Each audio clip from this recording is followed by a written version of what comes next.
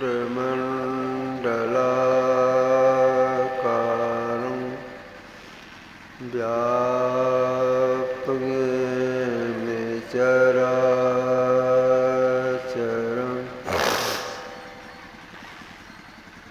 तत्पदं दर्शितं तस्मै श्रीगुरुवे नमः। नमो नमो सद्गुरु नमो जासमको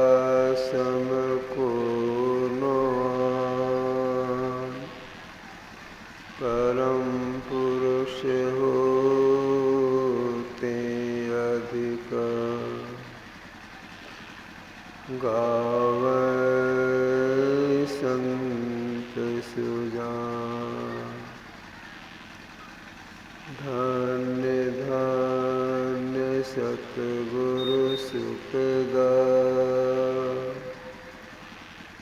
महिमा कही न जाय। जो कछु कहो तुमरी कृपा मोते कछु न सै।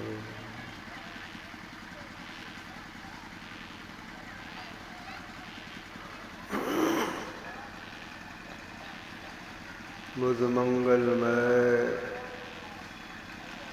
साधु समाज धर्म प्रेमी सज्जनों माताओं एवं बहनों,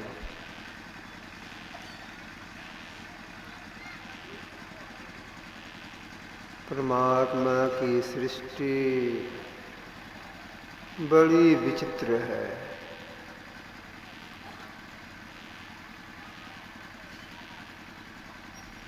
एक संत के अलावा इसका था कोई नहीं पा सकते हैं। वॉइस कम कीजिए।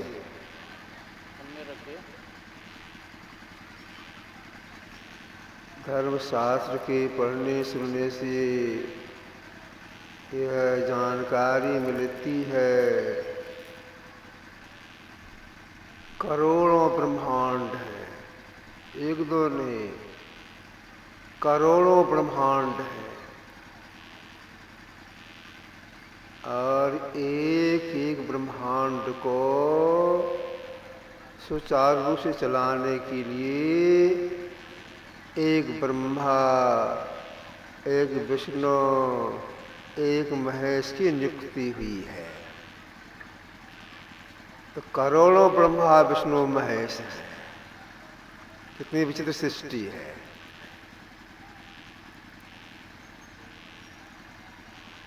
उनमें क्षीर साई भगवान विष्णु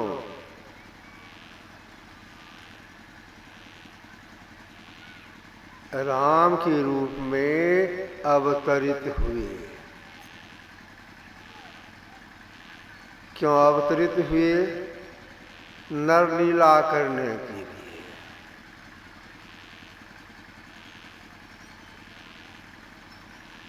तो भगवान श्री राम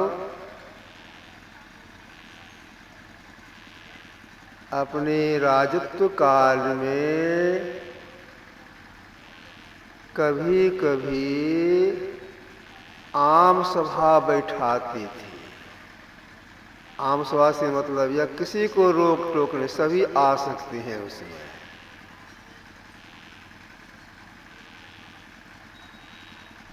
और स्वयं में उपदेश करती थी, अध्यात्म ज्ञान का उपदेश करती थी।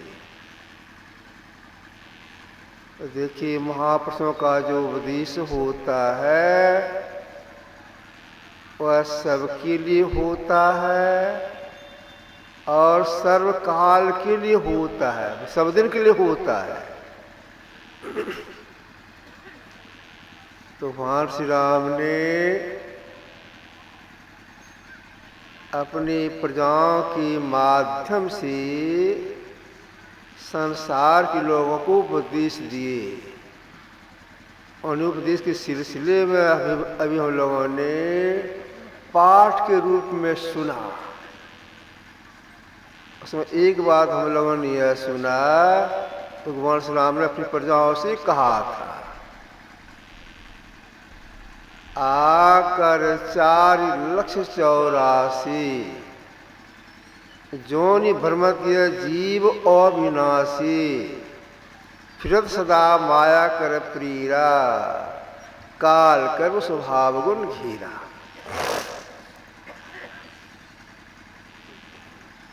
आकर से मतलब क्या हुआ?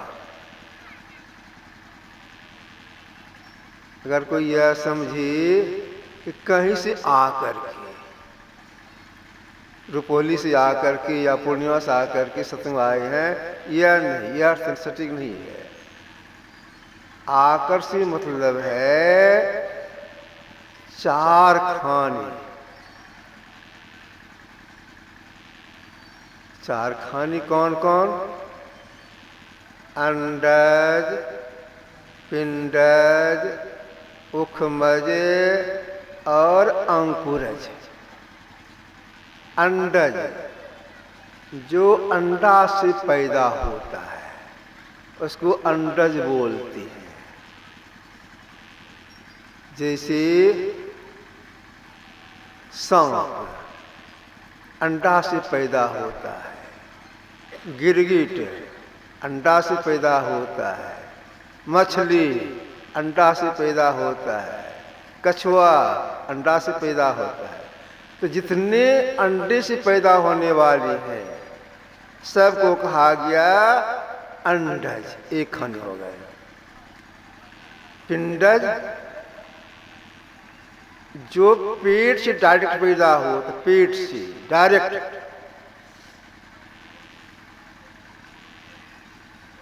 मनुष्य, गाय, भैंस, कुत्ता, बिल्ली, सिंह, भालू आदि जो पेट से पैदा होता है इसको ये हो गए पिंडज। उखमज जो गर्मी पाके पैदा होता है, लिखर, ढील आदि जो गर्मी पाके पैदा होता है, मच्छर वगैरह उखमज में है।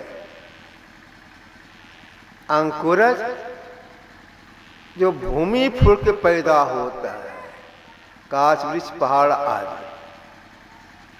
इन 4 खानियों में 84 लाख जोनियां हैं, याद रखिएगा।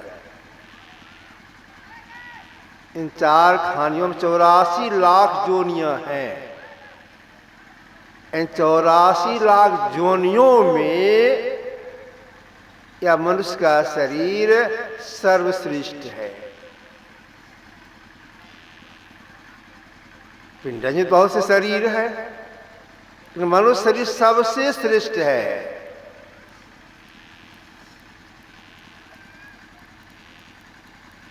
संत लोग देख करके बोलते हैं। संत कबीर साहब ने कहा संसारी लोगों से, 184 जोनि में मानुष दे अनु, मैंने अंदर 184 जोनि में मानुष दे अनु सबसे ऊपर है।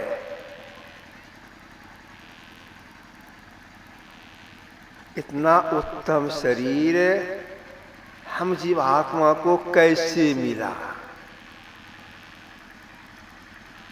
हम लोगों ने पाठ में सुना, कभू करी करुणा नर दीही अद्वैत ईश्वर हित से नहीं। ईश्वर की असीम दया हो गई तब हमें जीव को यह मनुष्य शरीर मिला। तो क्यों मिला, किस लिए मिला है मनुष्य शरीर? 84 जोनियों सबसे उत्तम शरीर मिला है। क्यों मिला है? अभी हम लोगों ने भगवान राम उपदेश में सुना, यही तन कर फल विषय नो भाई। तब शरीर किस लिए मिला है? विषय भोगों के लिए नहीं। तब निर्विषय तक जो परमात्मा है उनकी साक्षात्कार करने के लिए मिला है, विषय भोगों के लिए नहीं। निर्विषय तक जो परमात्मा है उनको हम पहचाने, उनमें हम मिल जाएं। इसीलिए परमात्मा दया करके हम जीव को मनुष्य शरीर दिए है। तो हम लोगों का परम कर्तव्य होता है कि भगवान श्री राम की बातों को मान करके विषय का त्याग करें और जो निश्चित परमात्मा का साक्षात्कार करने का प्रयास करने में लग जाए।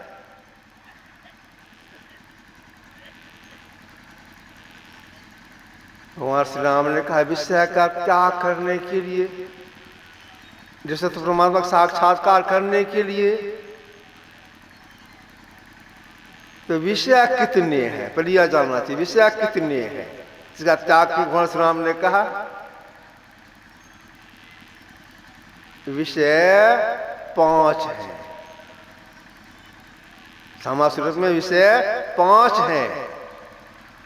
रूप, रस, गंध, स्पर्श और शब्द, ये 5 विषय है। अगर इसका उपभोग करते रहेंगे, इसी का सेवन करते रहेंगे, इसी के फेर में पड़े रहेंगे, परिणाम इसका क्या निकलेगा?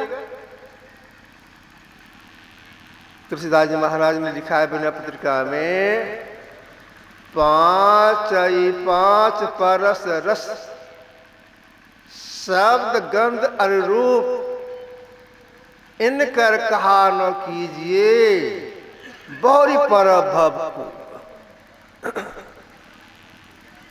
5 परस रस शब्द गंध रूप इनकर कहा न कीजिए बहुरी पर भव।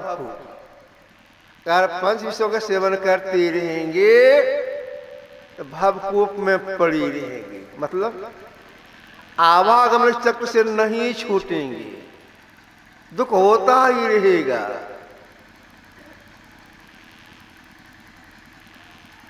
आवागमन चक्र से अगर मुक्त होना चाहते क्या करना पड़ेगा? तो भगवान की बातों को मानना पड़ेगा, जो निश्चित परमात्मा से साक्षात्कार करना होगा। अब विचारना यह है परमात्मा का साक्षात्कार होगा तभी कल्याण होगा। यही काम करने के लिए हम जीव को मनुष्य भी मिला है। तो परमात्मा साक्षात्कार कैसे होगा? तो भगवान श्री राम ने कहा विषय का त्याग कीजिए तो हो जाएगा। अब विषय त्याग करने के लिए क्या करना पड़ेगा? कहीं भी जाएंगे, किसी भी देशांतर में चले जाएंगे, शरीर इंद्रियों सांग में रहेंगे, विषय का त्याग नहीं होगा।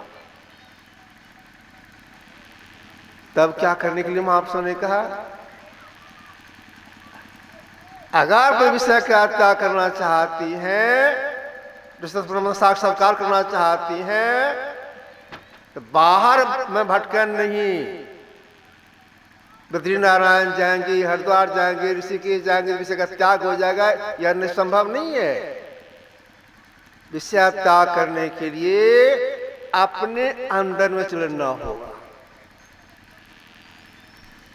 अपने तो चलने से जब सब इंद्रियों से अलग हो जाएंगे, सब इंद्रियों से अलग हो जाएंगे तो विषय का त्याग हो जाएगा। सब इंद्रियों से मतलब क्या हो गया? 5 कर्म इंद्रियां, हाथ, पैर, मुंह, लिंग, गुदा। मतलब गुदा नहीं समझते, गुदा किसको बोलती है? पखाना के द्वार मार्ग को गुदा मार्ग कहते हैं, गुदा कहते हैं। तो हाथ, पैर, मुंह, लिंग, गुदा, ये 5 कर्म इंद्रियां हो गए। आँख, कान, नाक, जीभ, चमड़ा, ये हो गए 5 ज्ञान इंद्रियां। 4 सबके भीतर में है जो अंतःकरण बोलती हैं, मन, बुद्धि, चित्त, अहंकार। जैसे 14 से अलग हो जाएंगे तो विषय का त्याग हो जाएगा, तब परम साक्षात्कार होगा। तो देखिए, संत मत का ज्ञान बहुत गंभीर ज्ञान है। बहुत सुनते सुनते तब कुछ कुछ बात समझ में आती है। एक ही बात को बार बार पढ़ने से तब समझ में बात आती क्या कहा गया। यह जो 5 विषय है, इसको समास रूप में लिया जाए तो विषय 2 ही है। जिसे त्याग करने से इंद्रियां छूटती है और जीव का परम कल्याण होता है।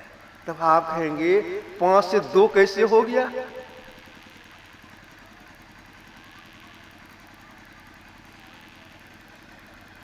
स्थूल विषय और सूक्ष्म विषय।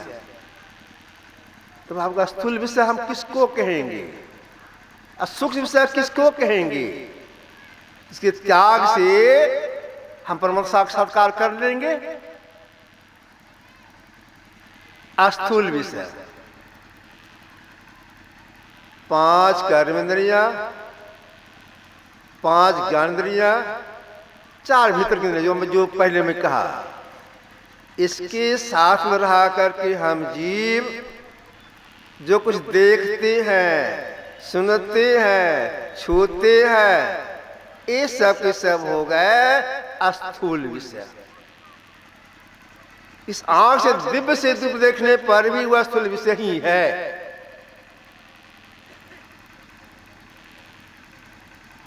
सूक्ष्म विषय किसको कहेंगे? अगर कोई साधक या साधिकाएं पूरे मुस्तैदी के साथ गुरु के बताए मंत्र को जपते हैं या जपती हैं, तो जपते जपते हृदय शुद्धि होती है, आगे साधक में सरलता आ जाती है। मानस ध्यान पूरे मनोपूर्वक मानस ध्यान करते हैं, शक्ति आ जाती है दृश्योग करने की। अदृश्य योग करने में अगर सफल हो गए तो जैसे दृश्य करने में सफलता मिलती है, 5 कर्मेंद्रियां, हाथ, पैर, मुंह, लिंग, गुदा, 5 ज्ञानेंद्रियां, आंख, कान, नाक, जीभ, चमड़ा, ये 5 कर्मेंद्रियां, 5 इंद्रियां छूट जाती है। तब जो 4 जो भीतर 4 जो संग में रह करके देखा सुना जाता है भीतर में, उसको महापुरुषों ने कहा सूक्ष्म विषय। तो भीतर में क्या देखते हैं?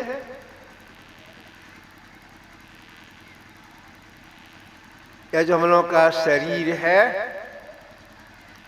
जो मिट्टी, पानी, अग्नि, हवा, आकाश से बना हुआ है, इसके 5 रंग हैं। पीली, नीली, लाल, सफेदी, स्याही सन्मुख आता है। 5 रंगों को देखती हैं किसके संग में रह करके?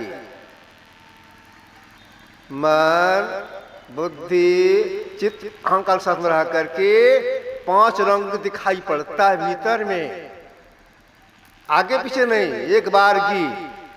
जिसे आपने देखा होगा बरसात के मौसम में इंद्रधनुष लगता है। इंद्रधनुष किसको बोलती है? शायद की भाषा है, नहीं जानते इंद्रधनुष किसको कहते हैं। देहाती भाषा उसको बोलते हैं परसोखा। परसोखा में 7 रंग रहता है। आंख खोल के देखते हैं हम लोग। अगर कोई प्रयास करे कि परसोखा में जो 7 रंग है, 5 को देखे, 2 को नहीं देखे, या दो को देखें, पांच को नहीं देखें, तो संभव होगा? नहीं होगा। आंख खोल के देख तो पांच सात को दिखाई पड़ता है। ठीक ऐसे भीतर में जो प्रवेश कर जाती है तो पांच रंग दिखाई पड़ता है। यह सूक्ष्म विषय है। अंदर में सूर्य, चंद्रमा, तारे, नक्षत्र, ब्रह्म प्रकाश आदि दिखाई पड़ता है। किसके संग में रह करके, किसके संग में जीवात्मा देखता है? मन, बुद्धि, चित्त, अहंकार संग रह करके देखा जाता है और अनाद नाद भी सुना जाता है। बहुत रख शब्द किसके संग में रह करके? तो पांच कर्मेंद्रियां, पांच गंधर्व के संग में रह कर, हाँ, चार अंतक इंद्रियों के संग में रह करके, मन, बुद्धि, चित्त, अहंकार संग में रह करके भीतर में अनहदनाद सुना जाता है। ये भी इनको भी, इसको भी महापुरुषों ने सूक्ष्म विषय ही कहा है। तो इंद्रियों के संग में रह करके देखते हैं, चार भीतर इंद्रियों के संग में रह कर सुनते हैं। यह भीतर में जो दिखाई पड़ता है, सुनाई पड़ता है, यह देखना सुनना बंद हो जाए तब परिणाम क्या होगा इसका? तब परमात्मा का साक्षात्कार होगा, जीव कल्याण होगा। यही बात है भगवान श्री राम ने हनुमान जी से कहा था। आप पढ़ेंगे मुक्तियोपनिषद में, दर्शना दर्शने हित्वा स्वयं केवल रूपता यो ब्रह्मविद स्वयं। हे कृष्ण सुनो, दृश्य अदृश्य को त्याग कर पुरुष ब्रह्मज्ञानी नहीं, तो स्वयं ब्रह्म हो जाती हैं। दृश्य अदृश्य का त्याग करने पर बाहर का दृश्य अदृश्य, भीतर का दृश्य अदृश्य, इसका त्याग करने वाला जीवात्मा ब्रह्म हो जाता है। यह काम कौन कर सकता है? हम मनुष्य हर जीवात्मा कर सकती हैं। गाय में जीव है, वो बेचारी नहीं कर सकती, उसको ज्ञान ही नहीं है। हम जीव कर सकती हैं। अब क्या अपने से हो जाएगा? अपने जानकारी नहीं, कैसे करेंगे? इसकी जानकारी के लिए हम भीतर में प्रवेश करें, जिस अदृश्य का त्याग हो जाए और हमारा परम कल्याण हो जाए। यह भी सीखने के लिए महापुरुष के शरण जाना पड़ता है। बिना गुरु होएगी ज्ञान, अगर गुरु के ज्ञान होगा नहीं तो महापुरुष शरण में जाएंगे, क्या बताएंगे? ये बताएंगे ऐसे बैठिएगा, इस दिशा से बैठिएगा, आंखों को बंद कर लीजिएगा, मुंह को बंद कर लीजिएगा, एक नाम का जप कीजिएगा, एक नाम मंत्र बता देते हैं, मन लग जा छोड़ दीजिएगा, इनका ध्यान कीजिएगा, ध्यान इनका ध्यान कीजिएगा, छोड़ दीजिएगा, अंधकार में आप देखिएगा। तीन काम बताते हैं एक साथ। तीन काम करने में आंख बंद और मुंह बंद। अगर ये तीनों काम क्रमशः कोई करती है, सफलता मिलती है, तो अस्थूल विषय का छूटता है, सूक्ष्म विषय रह जाता है। सूक्ष्म विषय त्याग करने के लिए अब भीतर में जो अनहदनाद हो रहा है, उस अनाहत नाद में एक नाद अनाहत नाद, जिसको महापुरुषों ने कहा अस्फोट, उद्गीत, प्रणाम ध्वनि, राम नाम, उल्टाना, उसकी खोज करनी पड़ती है।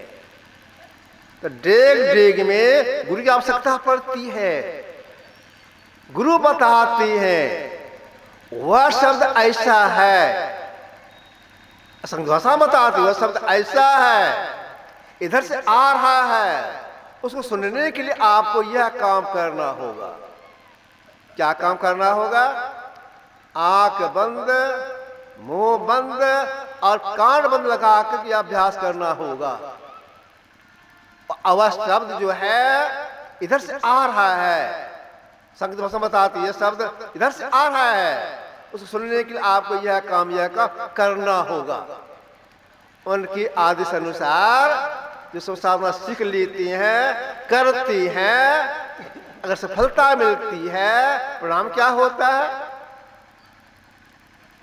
एक सत की प्राप्ति हो गई, इस परिणाम का क्या होता है? तो जिस क्षण एक सत की प्राप्ति, एक सत मतलब 60 सत की प्राप्ति होती है, उसी क्षण ये भीतर ये 4 इंद्रियां हैं, मन, बुद्धि, चित्त, अहंकार, जीव का संग छोड़ देती है। तब इसका लाभ क्या होता है?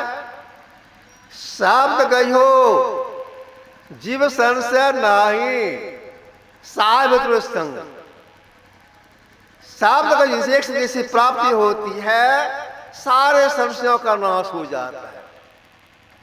शब्द का जो संशय ना है, परमात्मा साक्षात्कार हो जाता है। क्यों? उस जीव की आपदृष्टि खुल जाती है, उसी आपदृष्टि से अपना पहचान होता है, साक्षात्कार होता है, उन्हें मिलना होता है, तो खुशी छूट जाती है, जीव का पूरा जगना हो जाता है। तुलसी जागे जाहे तीहू ताप ताय रे। कैसे? राम नाम सुचि रुचि सहजे सुभारे। बिना पत्रिका। तुलसी जागे जाहे तीहू ताप ताय रे। भौतिक प्रवृत्ति का नाश हो जाता है, तो पूरा जगना हो जाता है, तो परम कल्याण हो जाता है। यही काम करने के परमात्मा ओर से हम जीव को इस मनुष्य मिला है। इस काम में जो लग जाते हैं, लगने वाला संस्कार पड़ जाता है, वह संस्कार जीव को फिर यही काम कराने के लिए मनुष्य दिला देता। संस्कार मनुष्य दिलाता है।